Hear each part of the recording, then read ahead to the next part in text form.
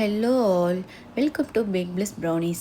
இன்றைக்கி நம்ம ஃபட்ஜியான ப்ராப்பரான கிரிங்கிள் டாப்போட ப்ரௌனி எப்படி செய்யலாம் அப்படின்னு தான் பார்க்க போகிறோம். என்கிட்ட நிறைய பேர் ரெசிபி வீடியோ போடுங்கன்னு சொல்லி கேட்டுகிட்டே இருந்தீங்க. ஸோ உங்களுக்காக தான் இந்த வீடியோ. அது மட்டும் இல்லாமல் ப்ரௌனி பேக் பண்ணுறதுக்கான டிப்ஸ் அண்ட் ட்ரிக்ஸ் எல்லாமே இந்த வீடியோவில் நான் சொல்லியிருக்கேன். அதெல்லாம் தெரிஞ்சுக்கணுன்னா ஸ்கிப் பண்ணாமல் வீடியோ ஃபுல்லாக பாருங்கள். என்கிட்ட வர நிறைய கொஷின்ஸில் இதுவும் ஒன்று, நீங்கள் என்ன பேக்கிங் பேப்பர் யூஸ் பண்ணுறீங்கன்னு.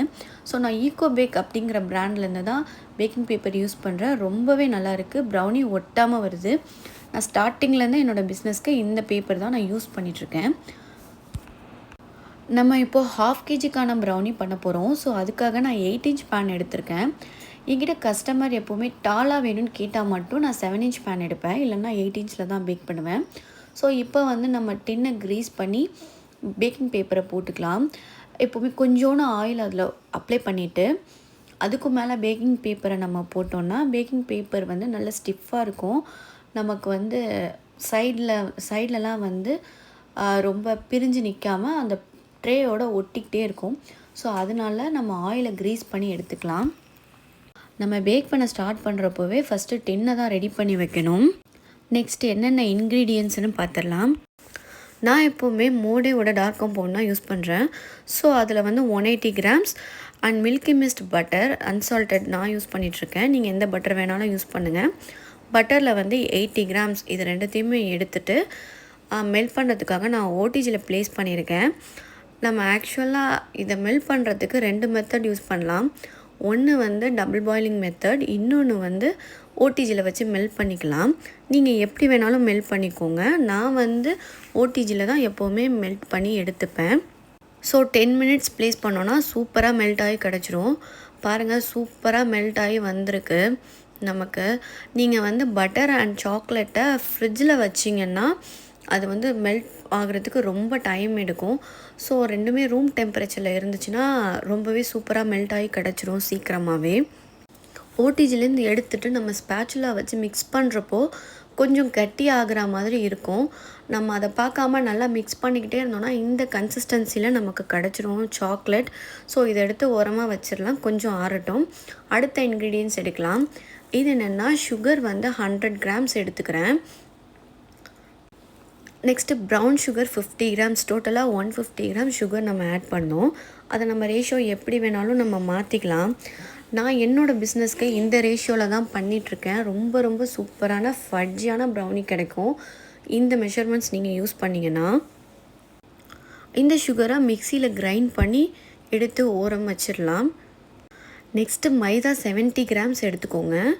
Dark cocoa powder 30 grams.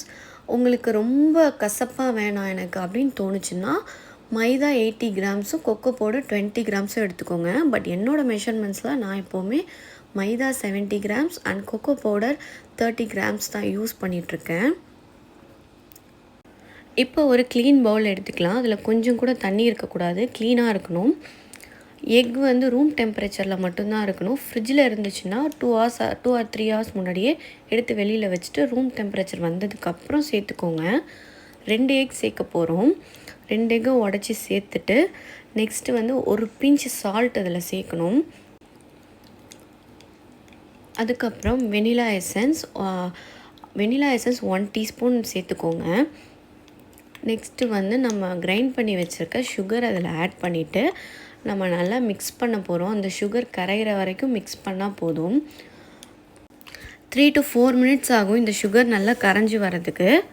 இந்த வீடியோ ஸ்பீடாக இருக்கிறதுனால உங்களுக்கு ரொம்ப ஃபாஸ்ட்டாக பண்ணுற மாதிரி தெரியுது. பட் இது நான் ஸ்லோவாக தான் பண்ணி எடுத்திருக்கேன். நீங்களும் ஸ்லோவாகவே பண்ணி எடுத்துக்கோங்க. 4 minutesக்கு அப்புறம் சுகர் நல்லா கரைஞ்சிட்டு இப்படி ஒரு கன்சிஸ்டன்சியில் தான் இருக்கும். நல்லா திக்கான பேட்டராக தெரியும். அந்த நேரத்தில் நம்ம மெல்ட் பண்ணி வச்சுருக்க சாக்லேட் அண்ட் பட்டரை இதெல்லாம் ஆட் பண்ண போகிறோம். இது தாங்க நான் என்னோடய பிஸ்னஸ்க்கு யூஸ் பண்ணுற ரெசிபி. இது தான் நான் உங்களுக்கு இப்போது ஷேர் பண்ணியிருக்கேன். என்னோட எல்லா கஸ்டமருக்குமே நான் இந்த மெத்தடில் தான் ப்ரௌனி செஞ்சு கொடுத்துட்ருக்கேன். சாக்லேட் அண்ட் பட்டரை ஆட் பண்ணதுக்கப்புறம் ஜென்டலாக மிக்ஸ் பண்ணிங்க. நமக்கு கிளாஸியான ஒரு பேட்டர் கிடைக்கும். இந்த மாதிரி கிளாஸியாக நமக்கு கிடச்சிச்சின்னா கிரிங்கிள் டாப் நல்லாவே வரப்போகுதுன்னு அர்த்தம். ஸோ இப்போ தாங்க சூப்பரான ஒரு ட்ரிக் அண்ட் சீக்ரெட்டாக உங்களுக்கு சொல்லி கொடுக்க போகிறேன். என்னோடய ப்ரௌனி ரெசிப்பியில் நான் எப்போவுமே இன்ஸ்டன்ட் காஃபி பவுடர் அதில் ஆட் பண்ணுவேன். அப்போ தான் நமக்கு அந்த டார்க் சாக்லேட்டோட ரிச்னஸ் அண்ட் டேஸ்ட்டை நல்லா என்ஹான்ஸ் பண்ணி கொடுக்கும். ஸோ இன்ஸ்டன்ட் காஃபி பவுடரை ஆட் பண்ணிவிட்டு நல்லா ஒரு மிக்ஸ் பண்ணி வச்சுக்கலாம் பேட்டரை. நம்ம ப்ரௌனி பண்ணுறதுக்கு விஸ்க் மட்டும் இருந்தாலே போதும், ஹேண்ட் மிக்சர்லாம் தேவைப்படாது. பட் நம்ம கேக் பண்ணுறப்போ ஹேண்ட் மிக்சர் கண்டிப்பாக வேணும். ப்ரௌனிக்கு ஸ்பேச்சுலா அண்ட் விஸ்கே போதுமானது தான். இந்த பேட்டரை நல்லா மிக்ஸ் பண்ணி வச்சுக்கலாம். நெக்ஸ்ட் இன்க்ரீடியண்ட் நம்ம ஆட் பண்ண போகிறோம். நம்ம எடுத்து வச்ச மைதா அண்ட் கொக்கோ பவுடரை டைரெக்டாக ஆட் பண்ணோன்னா கொக்கோ பவுடரில் சின்ன சின்ன கட்டிகள் இருக்கும். அதை நம்ம டைரெக்டாக ஆட் பண்ணோன்னா நம்மளோட பேட்டரியே அது வந்து ஸ்பாயில் பண்ணிடும்.